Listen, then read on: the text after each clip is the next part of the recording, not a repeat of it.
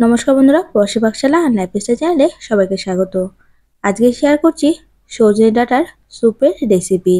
সজনে ডাঁটা শরীরের পক্ষে ভীষণই ভালো। অনেকে আবার সজনে ডাঁটা খেতে পছন্দ করেন না।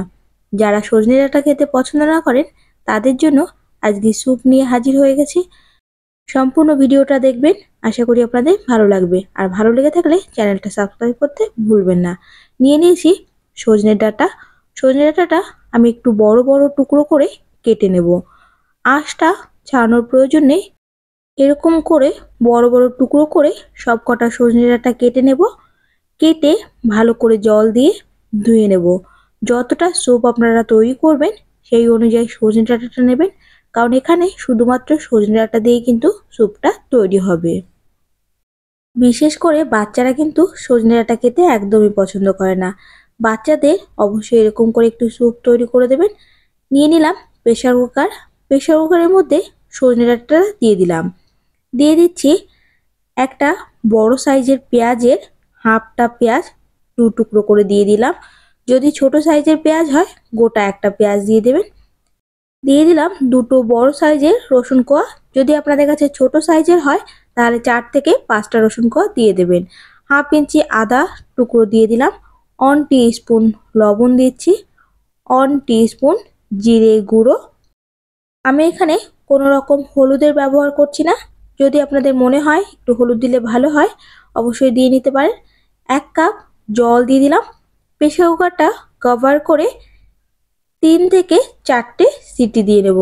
সজনে ডাঁটাটা একটু মোটা, তাই আমি 3টে সিটি দিয়ে নিচ্ছি।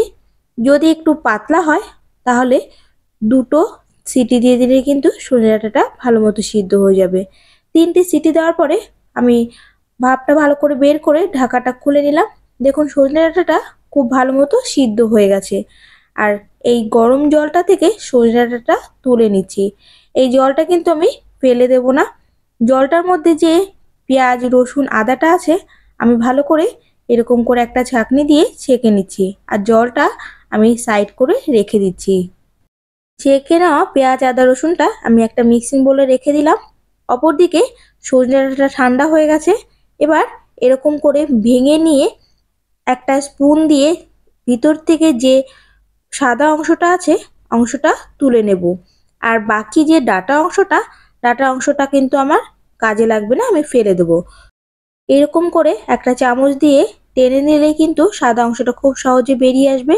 আমি যে সজনে ডাঁটাটা নিয়েছি অনেকটা মোটা ছিল আর একটু বয়স্ক, তার জন্য বের করতে একটু সমস্যা হচ্ছে। যদি আপনারা কচি ডাঁটা দিয়ে তৈরি করেন খুব সহজেই কিন্তু বেরিয়ে আসবে।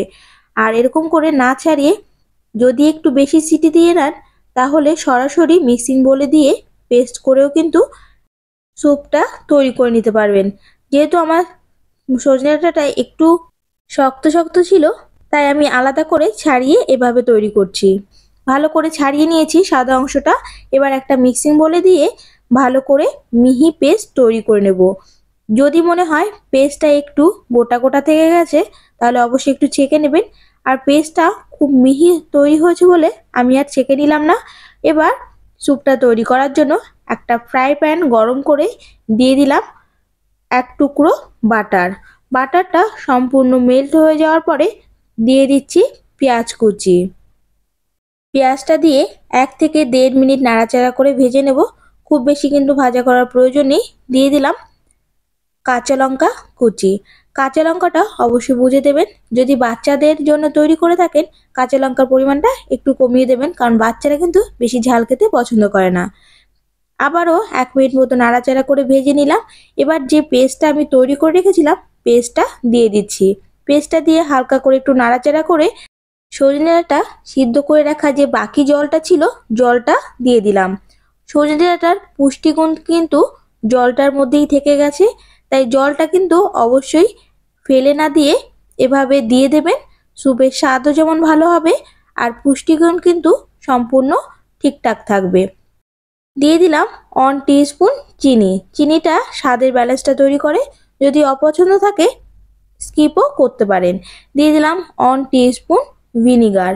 ভিনিগারের পরিবর্তে 1 টিস্পুন পাতিলেবুর রসও দিতে পারেন। তবে অবশ্যই চেষ্টা করবেন ভিনিগার না হলে একটু পাতিলেবু রস দেওয়ার জন্য স্বাদটা ভীষণই ভালো হবে। দিয়ে দিচ্ছি ধনেপাতা কুচি। স্যুপটা তৈরি করতে খুব বেশি কিন্তু সময়ের লাগে না। আর সঙ্গে দিয়ে দিলাম 1 টিস্পুন গোলমরিচ গুঁড়ো। প্রায় 1 মিনিট মতো নাড়াচাড়া করে নিলাম। এবার গ্যাসের ফ্লেমটা অফ করে দিয়ে ইচ্ছে মতো বলে সার্ভ করুন। বাচ্চা থেকে বড় সবারই কিন্তু ভীষণই ভালো লাগবে। আশা করি আজকের রেসিপি আপনাদের ভালো লেগেছে। আর ভালো লেগে থাকলে চ্যানেলটা সাবস্ক্রাইব করতে ভুলবেন না। পাশে থাকা বেল আইকনটি অবশ্যই প্রেস করবেন। পরবর্তীতে নতুন কোনো রান্নার নোটিফিকেশন সবার আগে আপনাদের কাছে পৌঁছে যাবে। নতুন কোনো রেসিপি দেখার জন্য কমেন্টস করে জানাবেন। চেষ্টা করব আপনাদের সঙ্গে শেয়ার করার জন্য। সবাই ভালো থাকবেন, সুস্থ থাকবেন। দেখা হচ্ছে নতুন একটা রেসিপির সঙ্গে নতুন একটা ভিডিওতে।